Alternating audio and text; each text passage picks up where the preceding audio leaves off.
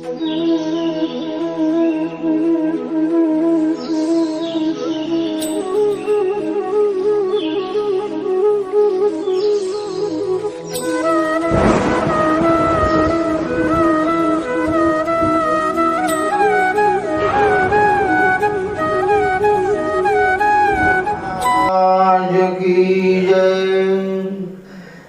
दत्तात्रेय महाराज की जय। श्री चक्रपाणी प्रभु महाराज की जय। श्री गोविंद प्रभु महाराज की। सर्वज्ञ श्री चक्रधर स्वामी की जय। कल की कथा में भाई देव व्यास छोटे उम्र के एक भक्त थे। उनकी परमेश्वर के प्रति क्या निष्ठा थी, क्या भाव था, क्या श्रद्धा थी, उसके बारे में उन्होंने कल के 2 चरित्रों में बता दिया था।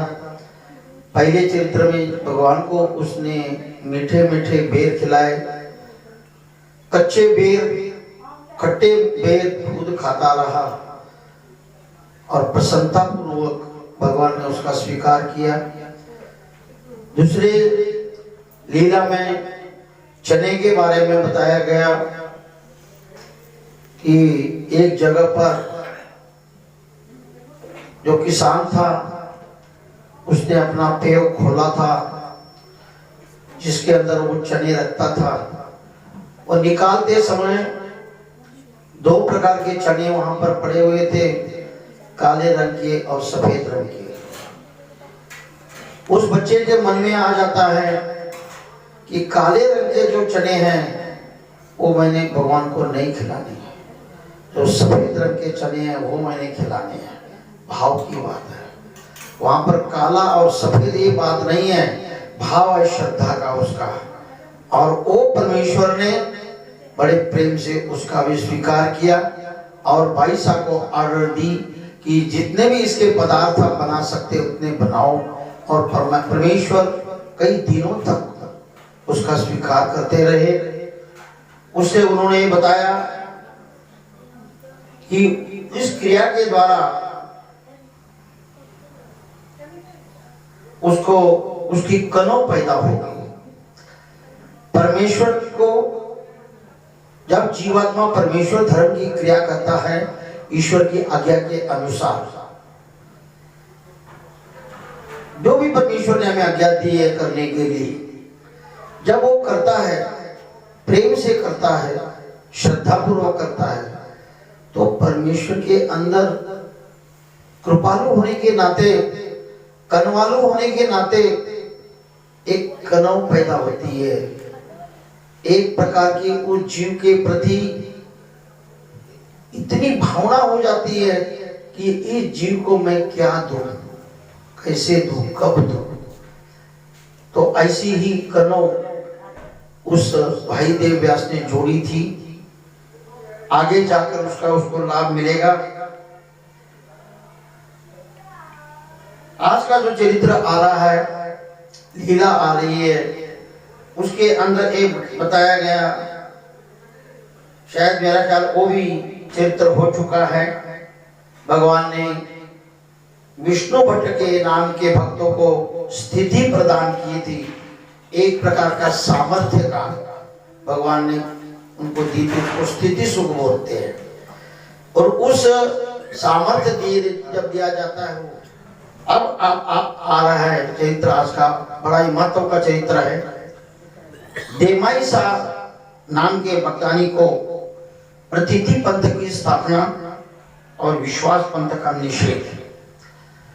भगवान कहते हैं संसार के अंदर 2 प्रकार के पंथ चलते हैं।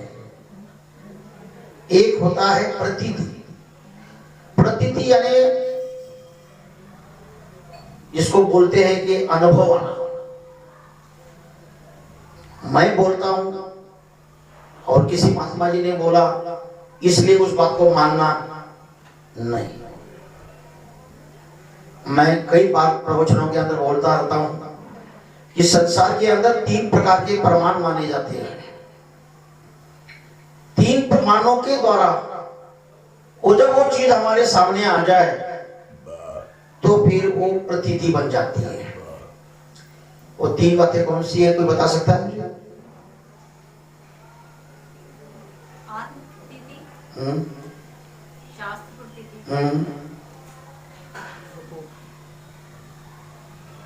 दो हो गए, अभी एक ही रह गया और वहां से शुरुआत है गुरु प्रतीति।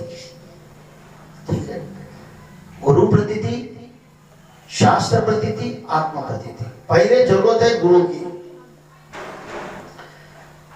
गुरु के बगैर ज्ञान नहीं। ये तो सारी दुनिया बोल रहे, सारे पंथ बोलते हैं। कौन सा मार्ग वाला बोलता है कि गुरु की आवश्यकता नहीं है? हर पंथ बोल रहा है, परंतु जो गुरु बोल रहा है उसको शास्त्र के अंदर प्रमाण है या अथवा नहीं। यदि शास्त्र में प्रमाणित है तो फिर उसका खंडन क्यों किया जा रहा है? एक शास्त्र में बोला जा रहा है कि ऐसा करो, इसकी भक्ति करो, दूसरे शास्त्र में बोला जाता है कि इसकी भक्ति नहीं करो। ऐसा खंडन नहीं होना चाहिए। तो वो शास्त्र केवल वही हो सकता है कि जो शास्त्र परमेश्वर खुद बताया। क्यों? जो जीव के द्वारा बनाए हुए जो ग्रंथ है या शास्त्र है वो प्रमाणित नहीं है। जैसे हमारी श्रीमद् भगवत गीता है, अथवा हम हमारे भगवान श्री चक्रधर महाराज जी के ज्ञान को ब्रह्म विद्या ज्ञान बोलते हैं। क्यों बोलते हैं? इसीलिए बोलते हैं कि श्रीमद् भगवत गीता। श्री ये शब्द जो है ये आदरवाचक शब्द है। श्रीमान, श्रीमती जी, ये श्री शब्द आदरवाचक होता है। ऐसे परमेश्वर के लिए भी श्री शब्द लग सकता है आदरवाचक, पर उनके अंदर एक शब्द जो लगता है श्री शब्द को, वो बहुत बड़ा अर्थ है उसका। वो कौन सा? श्री का दूसरा अर्थ क्या है? मायावाचक। जब आप लोग सवालों के जवाब देते हो तो मेरे को अच्छा लगता है। कोई तो बोले, सारे ना बोले पर कोई तो बोले।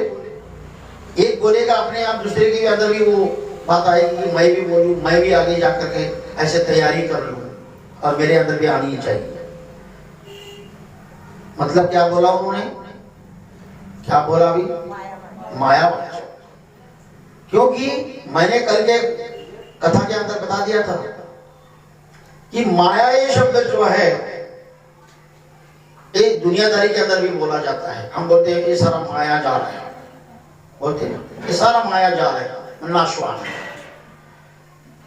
तो सृष्टि की रचना माया ही करवाती है। और जो परमेश्वर की मुख्य शक्ति है, श्रेष्ठ शक्ति है, सभी देवताओं के ऊपर की जो शक्ति है वो है माया, जिसका उल्लेख भगवान ने गीता के अंदर किया हुआ है। क्या क्या उल्लेख आता है गीता के अंदर? श्रीमद् भगवत गीता के अंदर भी माया की बात के लिए एक शब्द आया हुआ है। क्या? नहीं, ऐसा कौन सा श्लोक है वो कि जिसके अंदर ये आता है कि भगवान ने उसमें माया का उच्चारण किया हुआ है? बहुत सुंदर, उषा भाई जी ने बहुत सुंदर जवाब दिया। मेरी आज्ञा से जो महामाया है इस सृष्टि की रचना कराती है और नाश कराती है। माया अध्यक्षेण प्रकृति सूयते सचराचरम चर अचर सूयते, व्यवस्थित सूयते अच्छी प्रकार से, चराचरम चर अचर। चर यानी चेतन वस्तु, अचर यानी जड़ वस्तु। जड़ और चेतन वस्तु को निर्माण करने वाली जो है ये मेरी माया है। ये भगवान ने प्रमाणित दिया हुआ है। भगवान ने और किसी देवी देवता का नाम नहीं दिया। हम ये छाती ठोक कर कह सकते हैं किसी को बोलने के लिए कि भाई भगवान ने, श्री कृष्ण महाराज जी ने और किसी देवता का नाम क्यों नहीं दिया कि जो सृष्टि की रचना कराता है या नाश कराता है?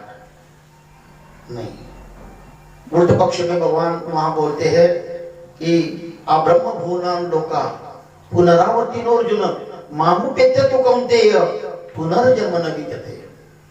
हे अर्जुन, ब्रह्मलोक तक यानी माया तक जितने भी लोग हैं, जितने भी स्थान हैं, सब नाशवान है।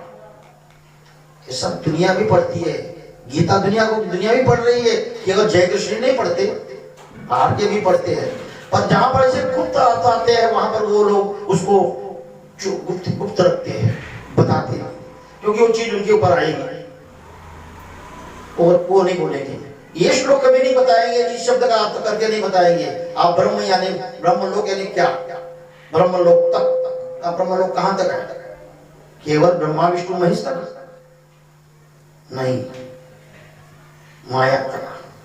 आप ब्रह्म शब्द का अर्थ भगवान ने वहां पर ब्रह्मलोक यानी माया तक जितने लोग हैं, पुनरावर्ती अर्जुन, अर्जुन वो कैसे है? पुनरावृत्ति वाले हैं। वहां जाने के बाद फिर जीव को इस संसार में आना पड़ेगा, पुनरावृत्ति को पुनः आना पड़ेगा।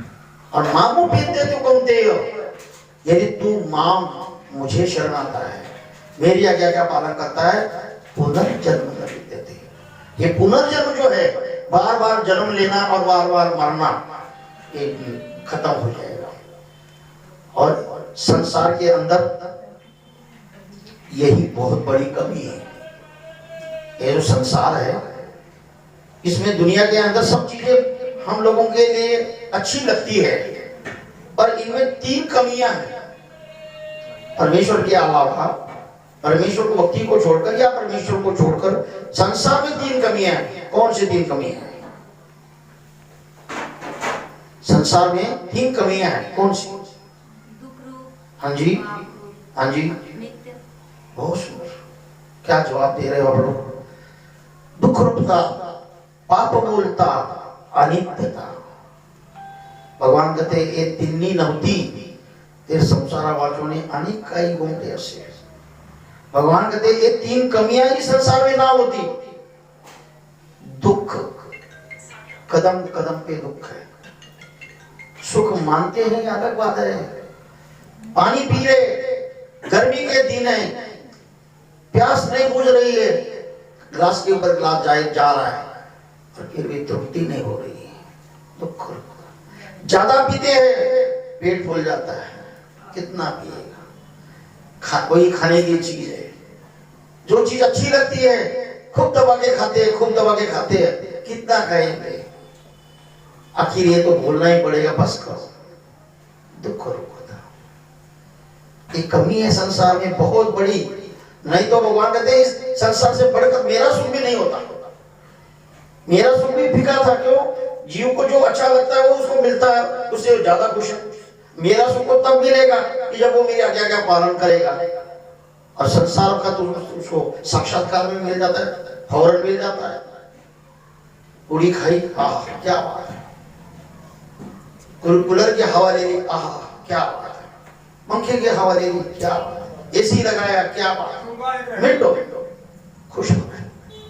परंतु परमेश्वर की भक्ति के अंदर उसको बोला जाता है माला पकड़ ले, भक्ति कर ले, पता नहीं मिलना कि नहीं मिलना, इससे तो हमें कुछ मिलेगा कि नहीं मिलेगा क्या पता। इसलिए उसका विश्वास उसके ऊपर नहीं बनता, उसके ऊपर बन रहा है विश्वास। कूलर सही है, एसी सही है, और दुनिया की चीजें सही है, खाई तृप्ति तो हुई, फटाफट तृप्ति हुई। आगे जाकर के वो क्या करेंगे, तृप्ति उनकी अतृप्ति बनेगी, वो बात की बात है। और खाते वक्त तो और लेते वक्त तो अच्छी लगेगी, तो दुख होता। संसार में बहुत बड़ी कमी है, इसमें दुख है, कदम कदम पे दुख है। कौन सा जीव चाहता है कि मुझे कष्ट हो, चाहे अमीर है चाहे गरीब है, कोई चाहता है? दुख कोई नहीं चाहता, दुख चाहता ही कोई नहीं है। दुख रूपता, पाप मूलता। दूसरी इसमें कमी क्या है? पाप मूलता, कदम कदम पर पाप है। हम सांस ले रहे, छोड़ रहे, हमारे हाथ से पाप हो रहा है। ऐसे जीव जंतु है सब कि हमारे अंदर की जो कार्बन डाइऑक्साइड जिसको बोलते हैं निकलता है, उससे वो मर रहे। जो हम लेते हैं वो अंदर जीव जा रहे हैं, हमारे अंदर इतने सूक्ष्म जीव है वो अंदर जा रहे हैं, वो भी मर रहे। क्या करेंगे? नहीं सांस लेते तब भी नहीं चलता, नहीं छोड़ेंगे तब भी नहीं चलता। दुख आप हाथ हिला रहे, पांव हिला रहे, बातें कर रहे, बोल रहे, इसके पाप भी। हमारे ज्ञानियों ने ब्रह्म विद्या के अंदर इस कलयुग के मामले में एक बहुत सुंदर बात होती है।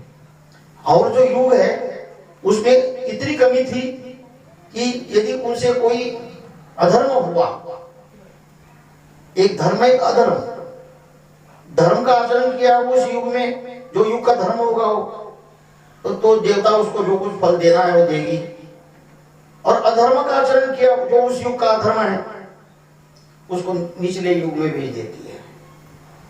कोई बता सकता है कि 4 युग के कौन से धर्म हैं और कौन से अधर्म हैं? सतयुग में क्या धर्म था? आत्मा की उपासना करना। कृतयुगी आत्मोपासना हा धर्म। कृतयुग में, सतयुग में आत्मा की उपासना करना। आत्मा यानी जीवात्मा नहीं, संलग्न आत्मा। हम आत्मा सुनकर के समझेंगे कि अपनी उपासना आप करना ये धर्म होगा, ऐसा नहीं अर्थ उसका।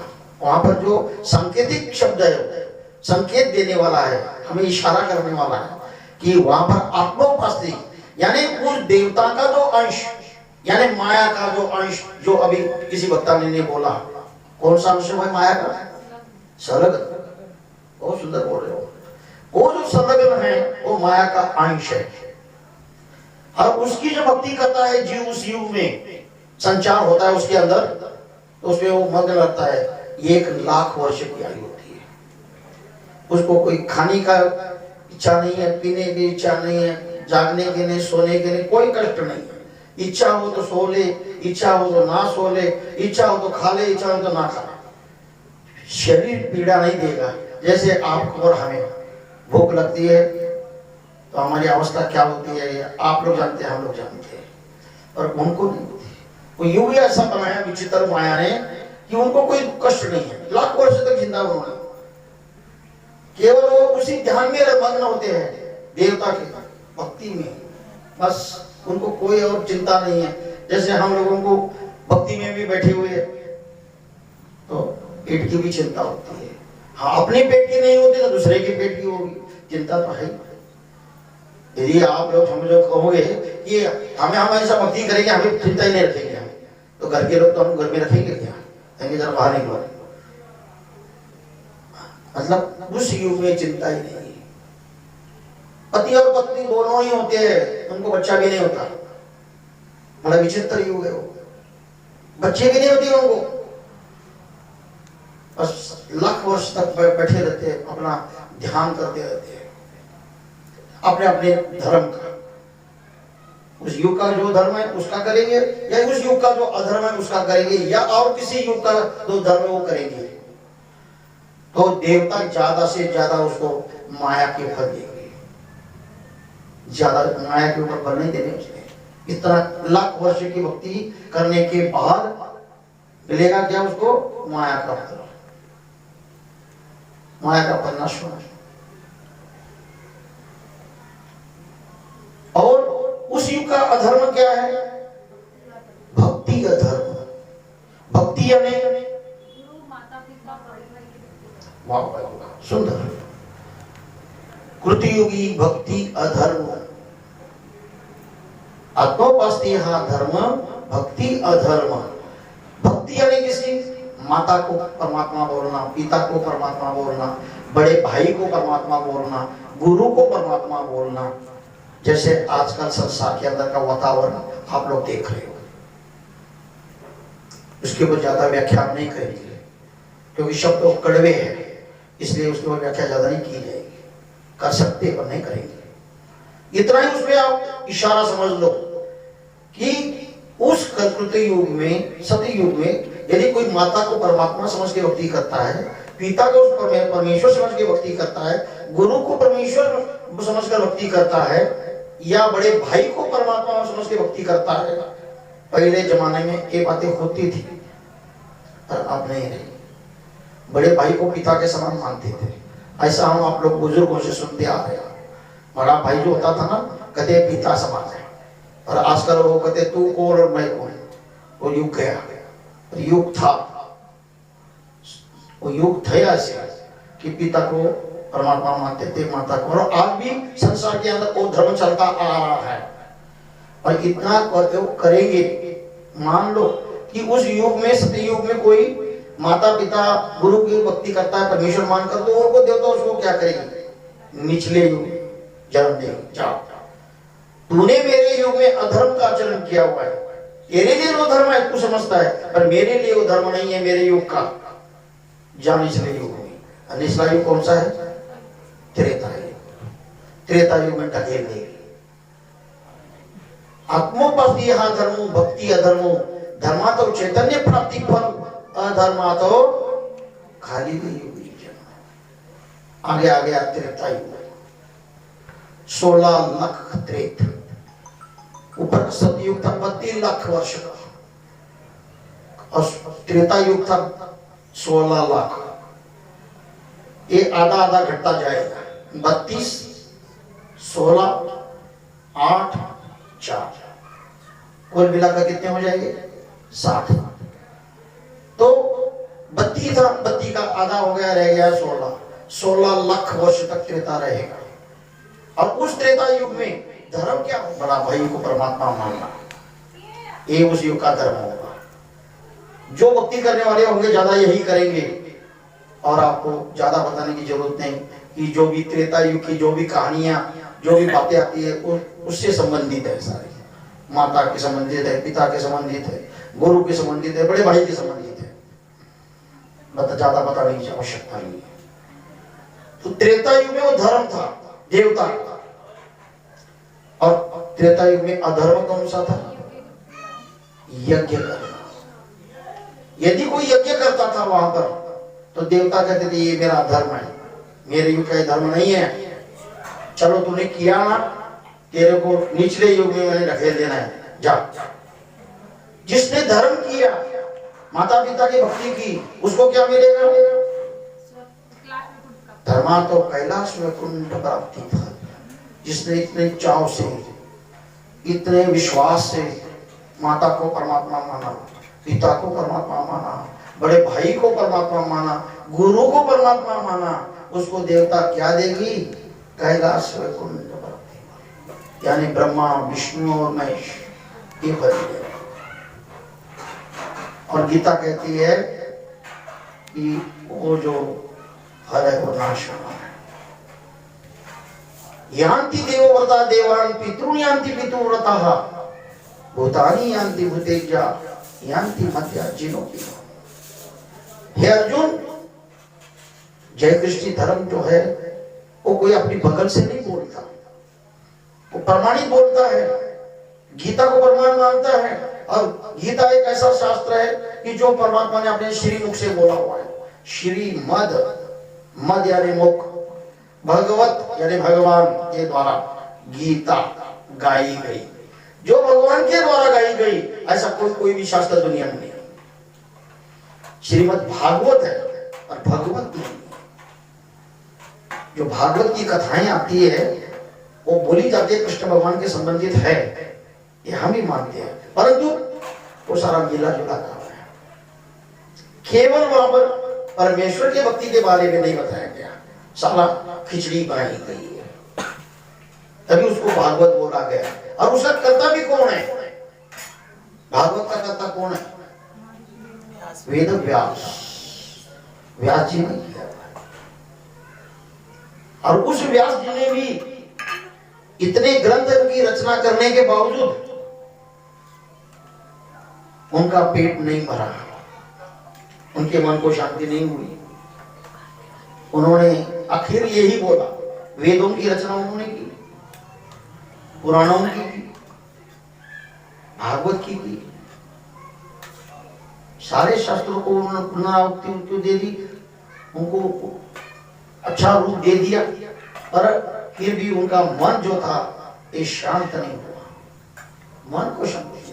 कहते मैंने जरूर किया ये सारा, पर अभी भी मेरे लिखने में बोलने में कमी है। उसको उनको एक शब्द बोलना पड़ा, एक श्लोक बोलना पड़ा, जो श्रीमद् भगवद गीता के शुरू में ही आता है। एकम शास्त्रम देवकी पुत्र गीतम, एको देवो देवकी पुत्र, एको मंत्र तस्य नामानि यानि कर्माप्येकम तस्य देवस्य सेवा, ये शब्द व्याज्य है। हम प्रश्न करते हैं करने वालों को कि जब उन्होंने वेदों की रचना की, भागवत की रचना की, अनेक ग्रंथों की रचना की, तो ये शब्द उनको बोलने की क्या आवश्यकता थी? इसका मतलब क्या हुआ? मेरे को 1 से लेकर 100 तक गिनती आती है, पढ़ी हुई है, और जब पढ़ने की बात आ गई तो मैंने बोला 1 2 3 4 10 सब बेकार है, मेरा क्या पढ़ना है?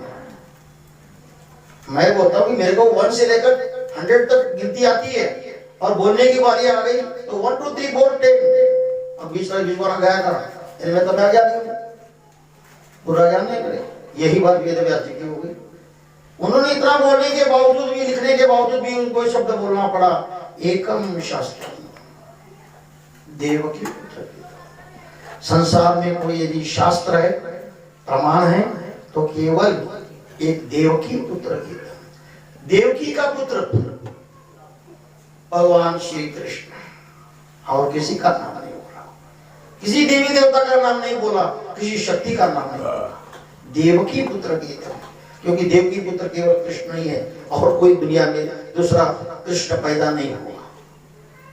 एको देवो देवकी पुत्र, संसार के अंदर देव है, तो यदि कोई परमात्मा है, देवकी पुत्र भगवान से। एको मंत्र, यदि संसार के अंदर कोई मंत्र है करने के लिए, जपने के लिए, तो केवल कृष्ण ही है। एको मंत्र तस्य नामानि यानी उनका नाम, कर्माप्येकम तस्य देवस्य सेवा। हे आत्मन, तू अपने उच्च कर्मों के द्वारा उस परमात्मा की भक्ति कर, उसका नाम स्मरण कर। यानी बात उधर ही आ गई कि केवल शास्त्र ही जो उन्होंने माना है तो गीता। फिर विषय अपना चल रहा था, त्रेता युग में भक्ति धर्म है, यज्ञ करना अधर्म है। यदि यज्ञ या कोई करता है त्रेता युग में तो अधर्म माना जाएगा। जो माता पिता की भक्ति करेगा उसको कैलाश वैकुंठ जो फल है उनके मिलेंगे, ब्रह्मा विष्णु के फल। वहां पर कोई अधर्म कर देता है, यानी यज्ञ आचरता है, तो देवता क्या करेंगे? अधर्मा तो खाली युग ही जन्म, कति जा तेरा जन्म द्वापर युग में होगा कि तूने मेरा धर्माचरण नहीं किया। आगे आ गया द्वापर युग, 8 लक्ष द्वापर 8 लाख वर्ष मर्यादा, 8 लाख वर्ष तक द्वापर रहता है। द्वापरी यागु हा धर्म। द्वापर युग में यज्ञ करना ये धर्म था देवताओं का, और उसकी भी बड़ी शर्तें थी। साधारण यज्ञ नहीं कि थोड़ा सा हवन कर दिया, थोड़े से मंत्रों का उच्चारण कर दिया और देवता को प्रसन्न कर दिया और देवता आपको स्वर्ग का फल देगी, ये नहीं होगा। 100 यज्ञ करने पड़ते हैं। स्वर्ग का फल पाने के लिए 100 यज्ञ करने पड़ते हैं, और वो 100 यज्ञ भी कैसे करने पड़ते हैं? विधि के अनुसार। चारों दिशाओं में घोड़े भेजे जाते हैं। जब चारों दिशाओं से वो जीत कर आएगा तब वो यज्ञ करेगा। और ये अपने जो कृष्णा दिखाया था उसमें ये अपने प्रत्यक्ष रूप में देखा होगा कि जब अर्जुन को यज्ञ करना था धर्मराज को, तो उन्होंने चारों दिशाओं में अपने घोड़े भेजे थे और वो जीत कर आए थे। कितना बड़ा कठिन काम है, और इतना करके ये भी कोई कमी रह गई, देवता नहीं मानेंगे। पांडवों का पिता था पंडु राजा। पंडु राजा ने कितने यज्ञ किए थे? 99 यज्ञ थे, और एक यज्ञ की कमी रही तो उसको पौड़ी में पाया गया। और यही अपने आचरण यदि परमेश्वर धर्म का किया कभी बेकार नहीं जाएगा। पौड़ी के अंदर जन्म नहीं मिलेगा तो इतनी परमेश्वर मतलब निष्ठुर नहीं है। 99 यज्ञ करने वाले को भी पौड़ी के अंदर जन्म मिलता है। और सबसे यदि महान दुख माना जाता है हमारे ब्रह्म विद्या के अंदर, शास्त्रों के अंदर, तो जड़त्व के नरक। जड़ वस्तु के अंदर जीव को पाना। पत्थर क्या है? जड़ है। और उस जड़ वस्तु के बीच में उसको पा देना, उस जीव को, और वो दुख भोगता रहेगा। क्या उस वहां पर सुख है? दुख। वो भी पता चला भगवान के द्वारा। जब भगवान गए थे अर्जुन के साथ स्वर्ग लोक में, तो भगवान ने कहा था अर्जुन इस पौड़ी पर भाव नहीं देना। अर्जुन ने प्रश्न किया क्यों? कहते अरे इस पौड़ी के अंदर तेरा पिता बैठा हुआ है। कहते मेरा पिता? और पौड़ी के बीच में ये क्या चक्कर है? क्योंकि जब ज्ञान ना हो तो आदमी ऐसे उल्टे पुल्टे बातें भी करेगा और बोलेगा भी। जब ज्ञान ही नहीं है, पिता मेरा पत्थर के अंदर कैसे जाएगा? नरक है। जी 84 लाख योनियां जो बोली है ऐसी थोड़ी है। 84 लाख गिनती की हुई है शास्त्रों में, ऐसे थोड़ी की हुई है। कल परसों की बात है, एक भगत आया, ऐसी बात चली तो कहता है गुरु जी एक पिशाच योनि होती है, भूत प्रेत होते हैं। मैंने कहा तूने दाई की लीला पढ़ी? कहता नहीं। जब तू दाई की लीला पढ़ी ही नहीं तो तेरे को भूतों का नाम भी कहां से आएगा? तू भूत को कहां से मानेगा? मैंने कहा तूने रुक्मिणी से पढ़ा? कहता नहीं। मैंने कहा पढ़ ले, उसमें सभी के नाम आए हुए, कैसे कैसे कैसे भूतों के नाम होते हैं, कैसे कैसे भूत होते हैं और किस प्रकार के होते हैं, सारा कुछ वर्णन है उसमें। तो पढ़ना ही नहीं, कभी सत्संग में जाना ही नहीं, तो आपको क्या घर बैठे थोड़ा ज्ञान मिलेगा कोई? तो वहां पर क्या कि उसको पौड़ी की योनि में जाना पड़ा। फिर अर्जुन ने कहा महाराज मेरे पिता को छुड़ा दो। भगवान कहते कोई नहीं, हम करवाएंगे। फिर उनसे भगवान ने राजसूय यज्ञ करवाया और वो यज्ञ पूरा करने के बाद वो पिता जड़त्व के योनि से निकला। और पुण्य रूप कर्म क्या किए थे? 99 पुण्य रूप कर्म कर रहा है और मिलता उसको उसके बदले में पत्थर के अंदर जन्म। यानी भक्ति इतनी सरल नहीं है कि जाओ जो अपने मन में आ गया वो उठाया और कर दिया, ये भक्ति नहीं है। भक्ति को भी ज्ञान की आवश्यकता है। भगवान कहते ज्ञान के बगैर मुक्ति नहीं, ज्ञान से मुक्ति मिलती है। ज्ञान की आवश्यकता है। और ज्ञान किसको बोलते हैं मोटे रूप में? ये बताओ। हाँ जी नहीं, ये जो चीज जैसी वो वैसी जानना, उसको ज्ञान बोलते हैं। पत्थर है तो पत्थर ही बोलना, पत्थर को सोना मत बोलना। सोना है तो सोना ही बोलना, सोने को लोहा नहीं बोलना। जो चीज जैसी है, देवता है तो उसको देवता ही बोलना, जीव तो है तो उसको जीव ही बोलना, प्रपंच है तो उसको प्रपंच बोलना, परमेश्वर है उसको प्रपंच बोलना, परमेश्वर। ऐसे नहीं जो मर्जी आया वो बोल दिया, जो सुनते आ रहे लोग बोलते जा रहे हम भी बोलेंगे, ऐसे नहीं बनेगा।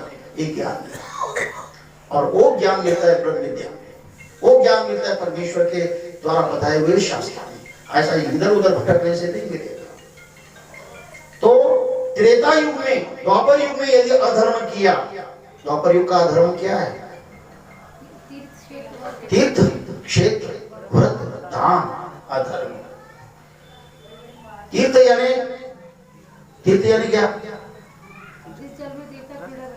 जिस जल के अंदर देवता क्रीड़ा करते उसको तीर्थ बोलता है देवता शास्त्रों में। तो कल अपने शास्त्रों को भी ऐसा बोलोगे तुम, यहां समझने की बात है।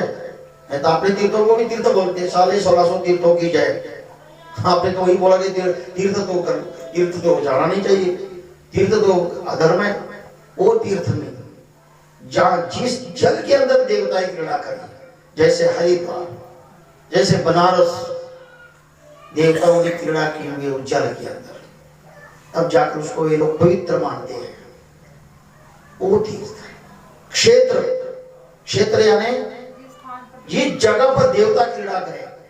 जैसे अभी ये देवियां आई थी और भी बड़े बड़े इनके क्षेत्र स्थान हैं, वो क्षेत्र जहां देवता खुद क्रीड़ा करे, खुद उस जगह पे वो क्षेत्र बन जाता है देवता शास्त्रों में। तीर्थ क्षेत्र, व्रत, व्रत यानी उस देवता के निमित्त व्रत रखना। आज मंगल का व्रत, आज बुधवार का व्रत, आज वीरवार का व्रत, आज शनिवार का व्रत, जो देवता शास्त्रों के अंदर निर्माण किए गए व्रत, वो देवता का करना है। तीर्थ क्षेत्र, व्रत और दान, दान देना जो है अपने मन मर्जी से लोग करते, मैंने भी करना, वो करते हैं, मैंने भी दान करना। भगवान ने इसको दान नहीं बोला। भगवान कहते हैं यत् करोषि यजस्नासि यज्जुहोषि ददासि यत् तपस्यसि कौन्तेय तत् कुरुष्व मदर्पणम्। अर्जुन जो खाता है, जो पीता है, जो किसी को दान देता है, मेरा नाम लेकर दे। ये मत दान देना ये भूखा मरेगा इसको कौन देगा, ये गरीब है इसको कौन दान देगा, इसको कपड़े नहीं इसको कपड़े कौन देगा, ये समझ के नहीं देना। देने की बारी भी आ जाती है और उसको भगवान का नाम समर्पित कर दो। कल ये कथा में बता दिया था मैंने आपको, यदि आप परमेश्वर का नाम लेकर खाओगे पियोगे किसी को दोगे तो आपको बंधन नहीं लगेगा। कल की कथा में था।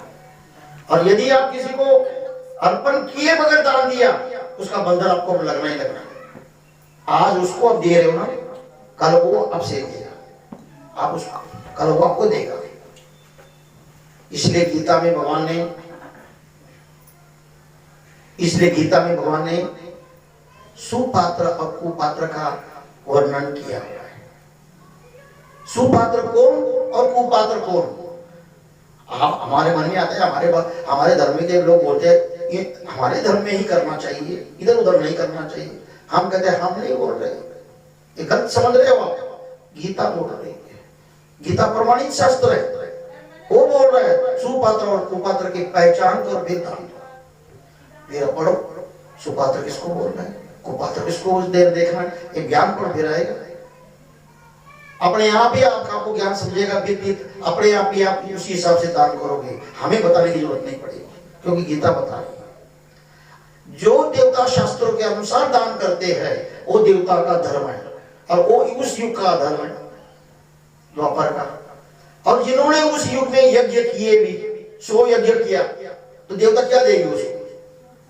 स्वर्ग फल। धर्मा तो स्वर्ग प्राप्ति फल। अब भगवान गीता में बोलते हैं कि ऐसे जो 100 यज्ञ करने वाला भी जो है वो भी फल नाशवान है। तेतम भुक्त्वा स्वर्ग लोकम विशालम क्षीणे पुण्ये मृत्यु लोकम विशंति।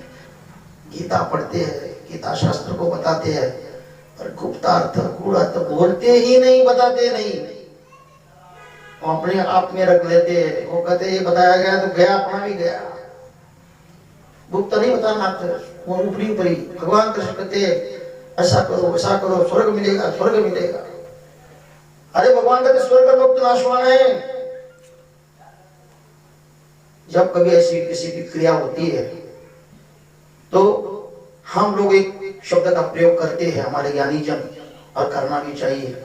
जैसा कोई मेरा पिता ही पूरा हो गया, मेरा बाप ही पूरा हो गया, मेरा माता पूरी हुई, मेरा कोई और कोई पूरा हो गया, तो मैं उसके मामले में यदि ईश्वर धर्म का है, नामदान लिया हुआ है, संन्यास लिया हुआ है, तो मैं उसको ये नहीं बोलूंगा कि तो स्वर्ग में गया। क्या बोलूंगा? कैवल्यवासी। अरे बोलना चाहिए स्वर्ग। अब आप जितने भी लोगों के घरों में फोटो लगे हुए उसमें देख लेना, शब्द यही आता है स्वर्गवासी। आता कि नहीं आता? अनुभव। तभी हमारा विषय आज का चल रहा है प्रतीति। अभी वो शुरुआत ही नहीं हुई है, अभी उस शब्द की तरफ आने के लिए हम अभी दौड़ रहे हैं। प्रतीति यानी अनुभव। अनुभव क्या है? अनुभव क्या बोल रहा है? स्वर्ग मिलेगा तो फिर नाशवान हीरा। यदि उस पंडू राजा ने बेचारे ने और कोई किया होता परमेश्वर धर्म का, तो बेचारा नरकों में ना जाता, ना जड़त्व की योनि में जाता। उसको जाना पड़ा क्योंकि ज्ञान था। और भगवान कहते हैं ऐसा जो स्वर्ग फल है वो भी नाशवान है, एक दिन वो नाशवान हो जाएगा, एक दिन वो फल समाप्त हो जाएगा, आपको फिर मृत्यु लोक में चक्कर काटने पड़ेंगे। अधर्मा तो खाली युगी जन्म, जो द्वापर युग में यज्ञ आचरण और तीर्थ क्षेत्र व्रतदान का आचरण करता है उसको देवता धकेलेंगे कलयुग में। जा भाई ये मेरे युग का धर्म नहीं है, तो कलयुग का धर्म का आचरण किया था ना, जा कलयुग में जा, ये कलयुग का धर्म है। अब कलयुग कितने साल का है? 4 लाख कलयुग, 4 लाख वर्ष तक कलयुग रहेगा। हमें सुनने में आया हमारे कि अभी 94,500 साल बीते हुए कलयुग के। सोचो विचारो कि अभी कितना बड़ा बड़ा भारी कलयुग अभी पड़ा हुआ है। कलयुग अभी शुरुआत में है, अभी पूरा 1 लाख भी पूरा नहीं हुआ उसका, 94,500। और ये दिखाई देते हैं ऐसे तमाशे, तो बाकी जो जब उसकी समाप्ति आने वाली है तो क्या होगा। हमारे भगवान ने ऐसे ही बातें चल रही थी तो भगवान को किसी भगत ने प्रश्न किया, महाराज जब कलयुग का अंत आएगा तो कैसे समझा जाएगा कि वाकई या कलयुग समाप्त होने वाला है। तो भगवान ने इतना सुंदर जवाब दिया हुआ है, कोई बता सकता है क्या जवाब दिया था? जीव की आयु 9 दिन की होगी और वो तंबाकू के पौधे जितना होगा, अंगूठे इतना, और उसकी आयु केवल 9 दिन, 9 दिन की आयु उनके लिए 100 साल है। आज हमारे 100 साल है ना कलयुग में, उनके लिए 9 दिन 100 साल के होंगे। 9 दिन तक ही जिंदा रहेंगे वो, 10वें दिन देवता उठा के ले जाएंगे। और अंगूठे इतना, उसको देवता को उठाने में भी कोई दिक्कत नहीं आई। अंगूठा इतना क्या होता है उठाने में? आज उसे एक चपाती फेंक दो किसी पक्षी के आगे, और वो पक्षी तो वैसे उठा कर ले जाएगा आपके एक चपाती को। तो अंगूठे इतने जीव को क्या समझता है, वो तो वैसे उठाएगा। और एक दिखाई भी नहीं रहा है, ज्ञान भी समझ में आ रहा है। लोग पहले कितने ऊंचे होते थे और आज कितने हैं। उसमें आता है जो श्री कृष्ण लीलाएं जो आती है, उसमें आता है कि भगवान एक बार भीम को गर्व हो गया कि मेरे जैसा कोई शक्तिशाली की दुनिया में नहीं है। भगवान श्री कृष्ण महाराज जी समझाते थे और अनुभव से समझाते थे, ताकत से नहीं, ताकत से नहीं। ताकत से समझाते होते थे और अर्जुन को 18 दिन लगाने की जरूरत ही नहीं थी भगवान, और भगवान ने ताकत नहीं लगाई, वहां पर अनुभव दिलवाया। वह क्या ही तू समझ ले तू कौन है, तू बातें कर रहा है बड़ी ज्ञान की पंडितों जैसी, और तू समझ ले ये तू कौन है, ये कौन है, ये समझ ले। फिर अपने आप को तेरे को समझ में आ जाएगा कि मैंने क्या करना है और क्या नहीं करना। तो भगवान कहते भीम चलो आज जरा सैर सवाल रखा क्या, चलो जी। जाते रहे, एक तालाब आ गया। उस तालाब के अंदर कमल के फूल लगे हुए थे। भगवान कहते हैं भीम मेरा मन कर रहा है कमल के फूल का स्वाद ले रहे हैं, मैं सुनना चाहता हूँ कमल के फूल। कहते ये क्या मेरे बाएं हाथ का खेल है, दाया तो बहुत होता है बड़ा एक तरफ, ये बाएं हाथ का खेल है। जब वो भीम उतरने लगा उस तालाब में, थोड़ी देर तो अच्छी तरह चला गया, आगे जाकर डूबना शुरू हो गया। फिर लगा चिल्लाने भगवान जी बचाओ बचाओ बचाओ, मैं तो मरने जा रहा हूं। जैसे तैसे भगवान ने बचाया, बाहर निकाला। कहते भीम तू तो बड़ी ताकत की बातें करता है, पहलवान की बातें करता है, इतना सा टोकरा, और वो भी कुंभकर्ण की खोपड़ी का एक हिस्सा। जो रावण का भाई था कुंभकर्ण, उसकी एक खोपड़ी और उसका वो हिस्सा, और उसमें एक तालाब बना हुआ है। उस तालाब के अंदर तू जा नहीं सकता, तो वो कुंभकर्ण कितना बड़ा होगा, उसकी खोपड़ी कितनी बड़ी होगी। ये अनुभव आ जाता है कि उस युग के लोग कितने बड़े बड़े और है। ये सच्चाई है। शास्त्र के अंदर जो बोला जाता है, परंतु प्रमाणित शास्त्र हो, ज्यादा उसमें ये न किया हुआ हो। जब भक्ति का मार्ग आता है तो वहां पर तात्विक चाहिए, तत्व चाहिए। बाकी ये बातें समझने के लिए, थोड़ी अपने ज्ञान को बढ़ाने के लिए, इन बातों से ज्यादा कोई हमें ईश्वर प्राप्ति नहीं लगने वाली, परंतु ज्ञान जरूर मिलेगा कि वो लोग कितने विशाल होते होंगे, कितने बड़े होते होंगे। जैसे आप लोग माहौलगढ़ गए होंगे, फलटन गए होंगे, वहां पर जो पुराना मंदिर बना हुआ है फलटन के अंदर, माहौलगढ़ के अंदर, और या उसमें 4 दीवारी है जो उसकी किले की, एक एक पत्थर को आप लोग, हम लोग पूरी जान भी लगा दे तभी हिलेगा नहीं। और वो पत्थर कितने नीचे से ऊपर, और लोग गए कैसे होंगे ना। उस वक्त कोई क्रेन थी, आज तो क्रेन लगी हुई है, बड़ी बड़ी चीजें उठाई जाती है। उस युग में थोड़ी क्रेन थी, ये कैसे गई ताकत। इतने लोग ताकतवर थे, उनके लिए कुछ नहीं होती थी ये चीजें। तो कहने का तात्पर्य, ये अर्जुन को भगवान कहते हैं, अर्जुन अरे कुंभकर्ण के खोपड़ी का एक हिस्सा, और तू अपने आप को कहता मैं बहुत बलवान हूं, और तेरे आगे वो बलवान कितने थे समझ ले।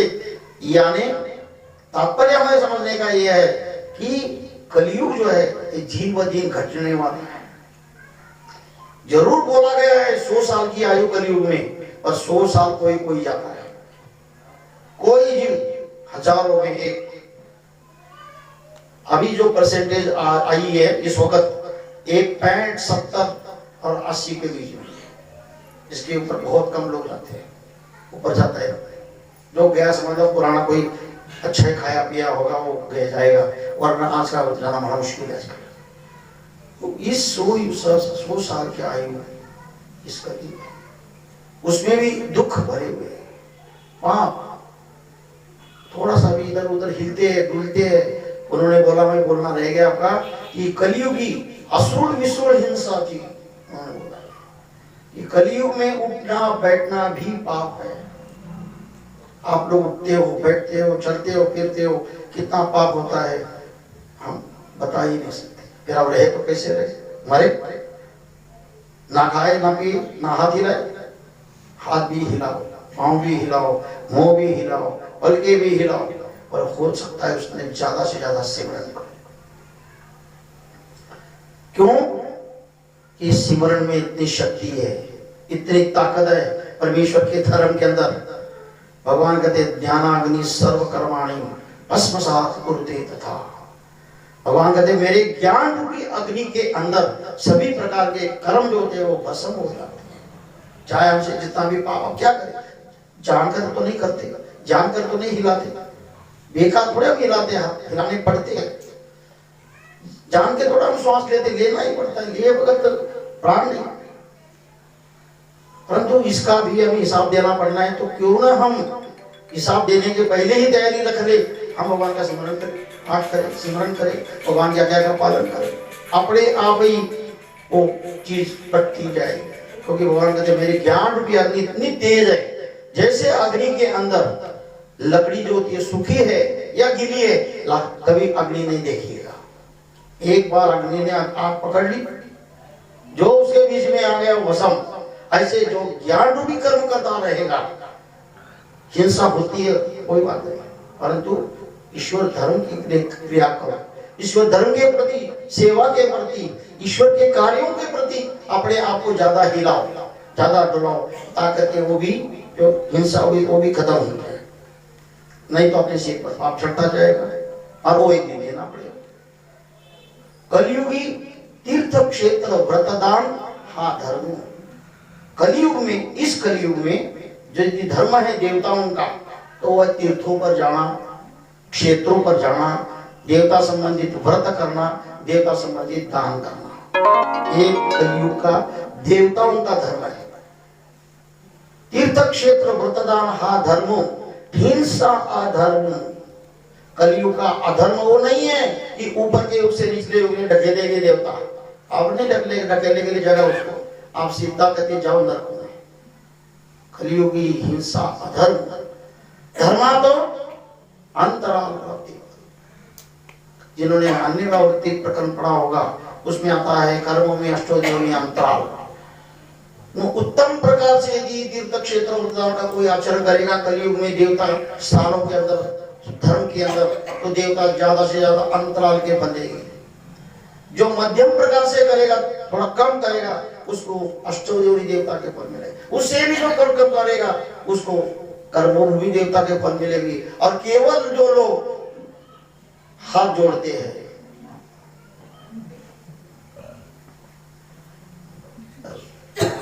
उनको देवता ने क्या दे रहा है वो वही देवता ही जाने, रोजी नहीं जाने। जब उनके शास्त्रों के अनुसार यदि करेंगे तब जाकर के उसको फल मिलने हैं। खाली फोटो देखा और ऐसे किया, खाली फोटो को हाथ लगाया, अगरबत्ती ऐसे ऐसी कर दी, आगे नीचे झुक गए, कुछ नहीं। वो कहती मेरे धर्म का तो मेरे धर्म में क्या है, फिर मेरी भक्ति करो। उससे ईश्वर का धर्म कितना सरल और स्वच्छ है। स्वल्प अभ्यस्य धर्मस्य त्रायते महतो भयात्।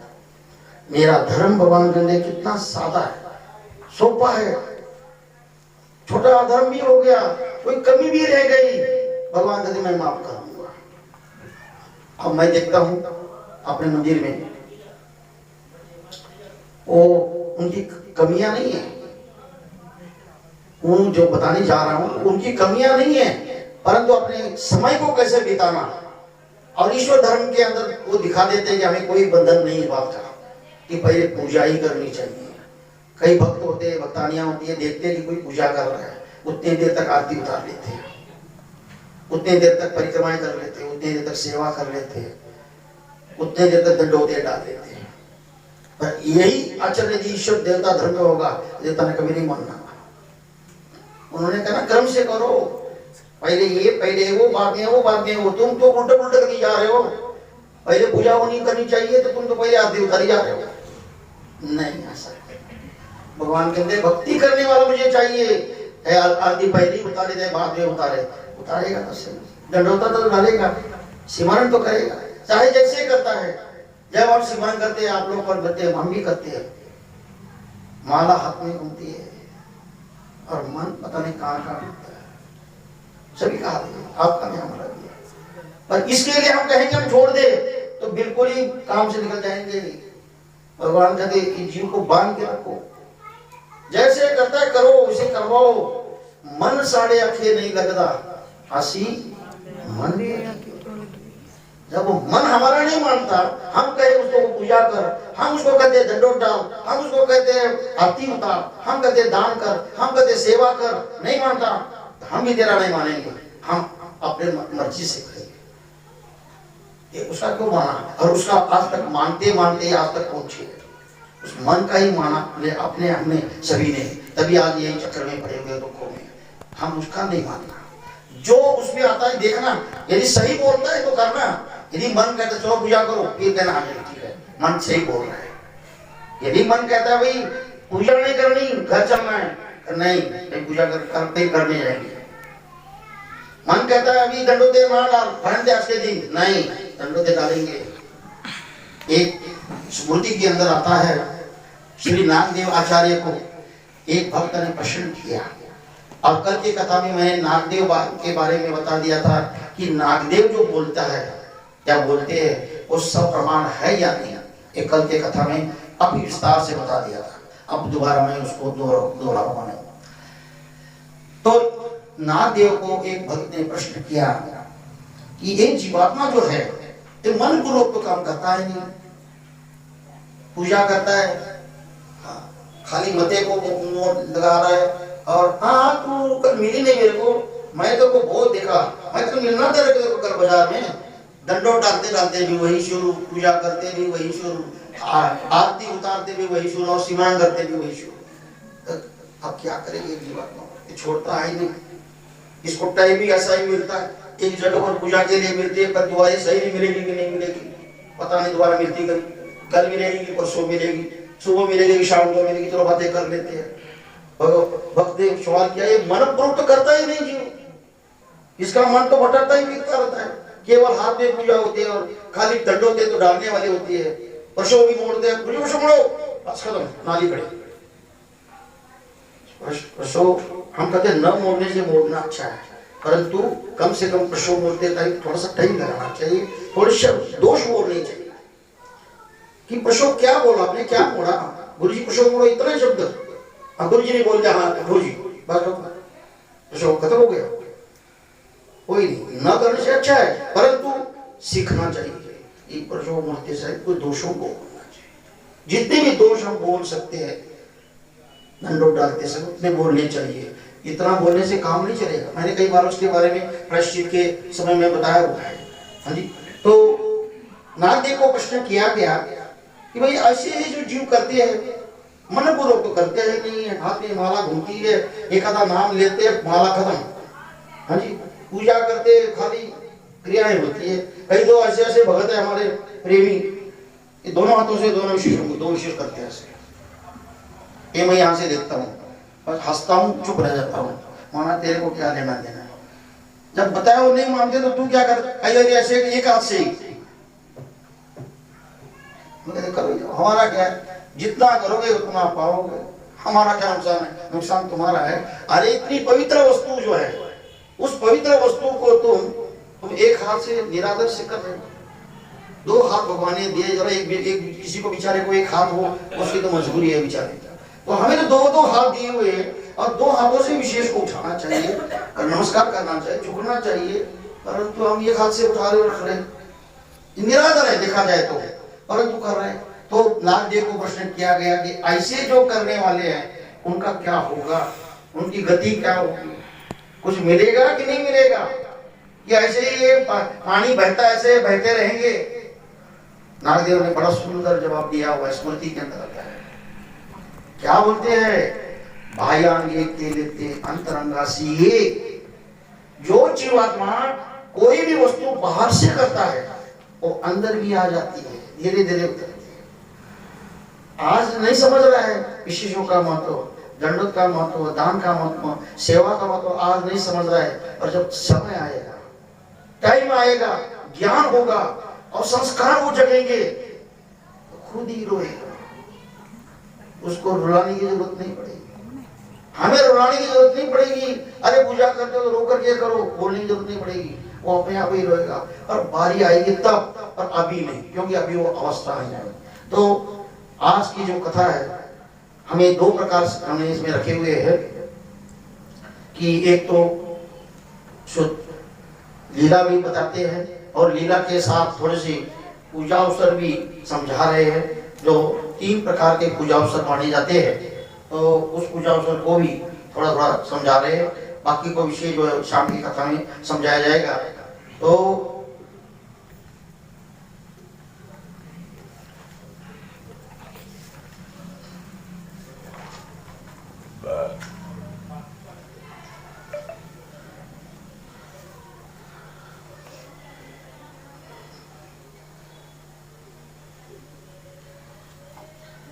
ये 5 मिनट के लिए होता है पूजा अवसर, थोड़ा छोटा ही प्रकरण है, तो वो है थोड़ा मराठी में, ज्यादातर हमारा शास्त्र मराठी में ही है।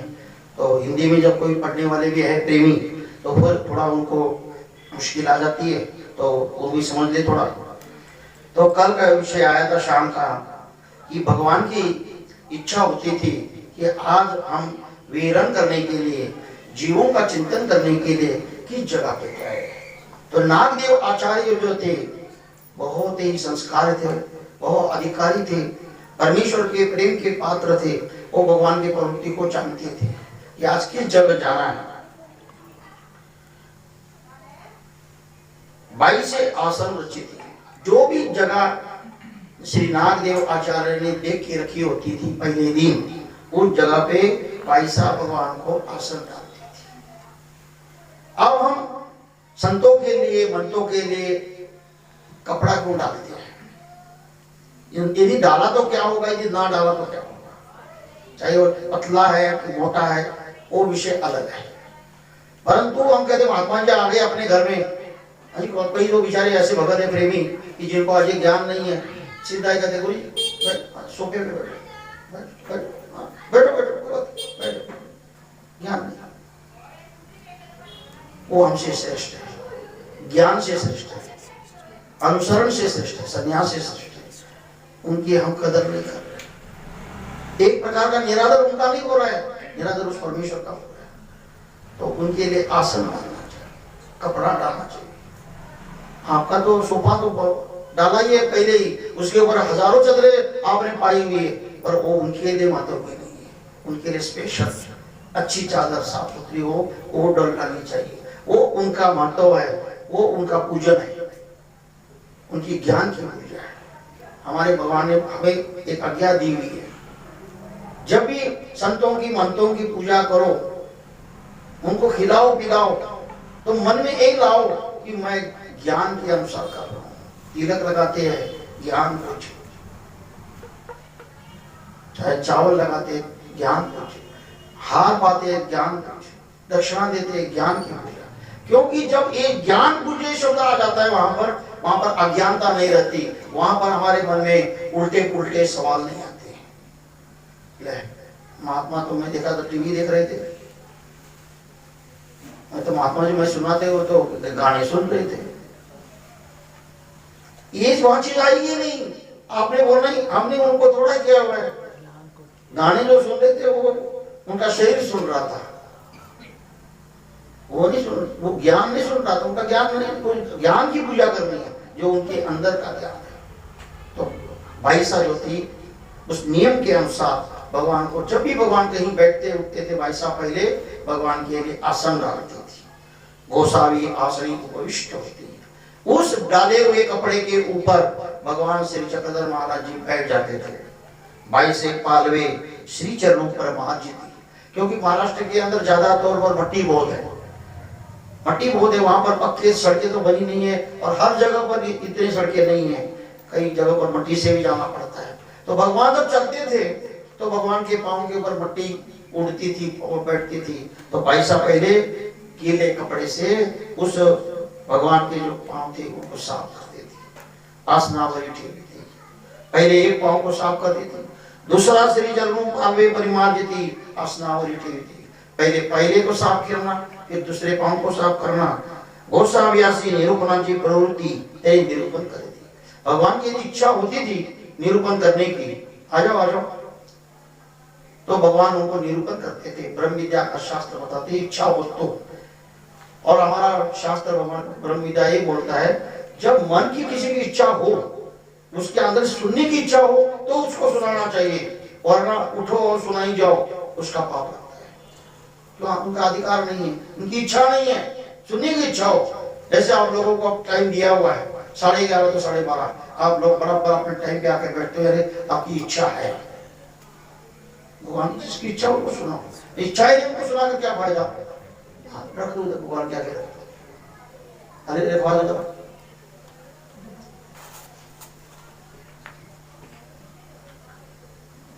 बैठो थोड़ी देर के लिए बैठो। गोसाव्यासी निरूपणाची प्रवृत्ति तरी निरूपण करे थी। भगवान उन भक्तों की प्रवृत्ति को देखते थे, इच्छा को देखते थे, क्या इनकी इच्छा है वो सुनने की, तो सुनाते थे। ना तरी जब देखते थे कि इनकी ब्रह्म विद्या सुनने की इच्छा नहीं है, तो क्या करते थे, धाव हुई थी, दौड़ने को बोलते थे। वो भी ईश्वर की आज्ञा है। वो जो भगवान दौड़ाते थे उनको, वो भी ईश्वर की आज्ञा थी, और वही जीव पालन करते थे या करता है कि जो जिसको ईश्वर की आज्ञा का महत्व है, जिसको महत्व है वही करेगा। अब हर आदमी रसोई में थोड़ा जाता है बर्तन धोने के लिए, मेरे जैसा होता है कि वो कहता है अभी कथा समाप्त होने वाली है, अभी लंगर खत्म होने वाला है, भागने की करो, नहीं तो रसोई में जाना पड़ेगा। बुरा मत मानना, यानी हम जिसके मन के अंदर कुट भरा होता है, ये सेवा कहाँ मिलेगी। ये मेरे ईश्वर की सेवा है, ये मेरे परमार्थ की सेवा है, मेरे धर्म की सेवा है, मेरे ज्ञानी की ये सेवा है। वही जीव वहां पर दौड़ कर जाता है। तो निरूपणाची प्रवृत्ति तो भगवान निरूपण करते हैं, नहीं तो कहते थे इनकी इच्छा वही है, चलो दौड़ो, दौड़ा बोलेंगे दौड़ेंगे, क्योंकि सरल है, उसमें कोई दिमाग को कोई बोझ नहीं है, दौड़ो। फिर भी वो दौड़ना भी उनके लिए भगे मत काम करा, तो ईश्वर के आज्ञा का पालन था। चाहे दौड़ते भी थे, नहीं तो वो डट के बोलते भगवान को नहीं दौड़ना मैं, फिर भगवान क्या करते, हम किसी को यहाँ पर बोल दे दरबार को पानी ला कर दो, मान ऐसा कोई करने वाला तो नहीं है। भाई उदाहरण, भाई पानी ला कर दो, क्यों पानी ला कर क्यों दिया, उठो दो, देने वाले की इच्छा है, नहीं देते हम पानी, आप जाओ अंदर से लो। और भगवान की जो आज्ञा का पालन करता है उसमें भी ताकत है, उसमें शक्ति है, उसमें कर्मों का नाश है। यदि भगवान ने बोला दौड़ना तो दौड़ना है। अब हमारे मतलब धर्म के अंदर जो ज्ञान है उसके अनुसार तो आपको विशेषों का महत्व है। अब विशेषों को उठाते हो, मत्थे को मारते हो, रखते हो, नमस्कार करते हो। जो भी को ज्ञान ही नहीं, अरे क्या है पागल लोग, अलग ही कोई ये चित्र है। उठाते मत्थे को मारते फिर रखते, मत्थे को मारते फिर रखते, इससे क्या मिलता हो? ये तो बट्टे नहीं खेलते बच्चे, जैसे छोटे छोटे बच्चे बट्टे खेलते हैं, ऐसे भी बट्टों का खेल ही है उनके लिए जिनको ज्ञान है, और हमारे लिए उसका भगवान की आज्ञा का पालन है। भगवान कहते मेरे उपयोग में गई हुई जितने भी वस्तुएं हैं, चाहे वो पत्थर है, चाहे वो लकड़ी है, चाहे वो पीतल है, चाहे वो वस्त्र है, चाहे वो दाढ़ है, चाहे वो नख है, चाहे जो भी वस्तु है वो पवित्र है, तो मेरी सेवा से वो पवित्र होगी। ये महत्व हम जानते हैं, वो नहीं जानते। तो भगवान किसी को बोलते थे भाई दौड़ो, वो भगत लोग दौड़ना शुरू कर देते थे। कभी इच्छा हो तो कह देते पहुबीती, पानी गोदावरी गंगा बड़ी लंबी चौड़ी है, उस समय भगवान के टाइम में कितना पानी होता होगा, आज इतना पानी है तो उस वक्त कितना होगा, आज से 750-800 साल, तो उस वक्त तो नदी बह कर जाती होगी। भगवान कहते जाओ पानी के अंदर जरा लेकर के आओ, वो जाते थे, झुंड भी थी, आपस में एक दूसरे को कहते थे तू उसको गिराना, तू उसको गिराना, दरे दर कुछ भी थी। कभी कभी कहते हैं भाई ऐसे करो, ये जगह नीवी है इसमें मट्टी डाल, आपके जैसे और हमारे जैसे होते तो भगवान को जरूर प्रश्न करते, भगवान आपको मिलेगा क्या इसमें, क्या मिलेगा इसमें, हमारे दौड़ने से या हमारे गड्ढे बुझाने से आपको क्या मिलेगा? हम छोड़ते नहीं, क्योंकि हमारा अधिकार होता है, और वो जीव से परमेश्वर का जो उद्देश्य होता है बहुत ही जानी जान होते हैं, वो जानते हैं जीव के भला भले कैसे करना। अब एक उदाहरण देता हूं और आज की कथा यहाँ समाप्त करता हूं। एक भक्त थे, तो अधिकारी जीव थे, परमेश्वर को भक्त के नाते उसके परिवार का भी अभिमान होता है। परिवार के अंदर एक भक्ति करने वाला हो तो परिवार के जितने भी परिवार के सदस्य हैं उसका अभिमान भगवान को लेना पड़ता है, क्योंकि भगवान कहते हैं ये मेरा है, इसके संबंधित ये है। इस क्षेत्र के अंदर एक होता गया, भगवान एक जगह गए, नाले में पानी बह रहा था, पहले भगवान ने स्नान किया, भक्तों ने स्नान किया। एक भगत थे, उनके जो पिता था, भगवान जानी जानते, भगवान कहते अब इसका जो पिता है भगत का, उसको देवताएं पितृलोक में डालने वाले हैं दुख भोगने के लिए। तो भगवान कहते भगतों को, उस भगत को बुला कर लाओ। बुलाया आया, हाँ महाराज क्या किया? भगवान कहते गीले कपड़े सहित इस नाले में डुबकी मारी। गीले कपड़े सहित, कपड़े सहित गीले, गीले कपड़े हो जाए कोई परवाह नहीं, तुमने हमारे आज्ञा का पालन कर। और उस भगत ने किया, कपड़े सहित नाली में डुबकी मारी, बाहर आया। बाकी भक्तजन पूछते हैं महाराज आपको इससे क्या मिला, और उस भगत को क्या मिला? वो बेचारा गीले कपड़े सारे हो गए बेचारे, अब इसको बेचारे को सर्दी ठंड लग रही होगी, कपड़े पहनेगा बेचारे को, आपने तो एक बच्चे जैसा खेल करवाया। भगवान कहते आप लोग नहीं जानते, ये जो कर्म हमने करवाया उसको डुबकी मरवाने का, उससे हमने उस कर्म के द्वारा उसके पिता को पितृदेवलोक में जाने से बचा दिया। कर्म क्या किया?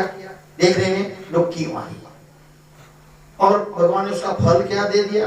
उसको पितृलोक में जाने, यानी परमेश्वर धर्म की जो क्रियाएं हैं वो देखने में सरल लगती है, आसान लगती है, बच्चे जैसी लगती है, खेल जैसे लगती है, और भगवान का बड़ा महत्व है।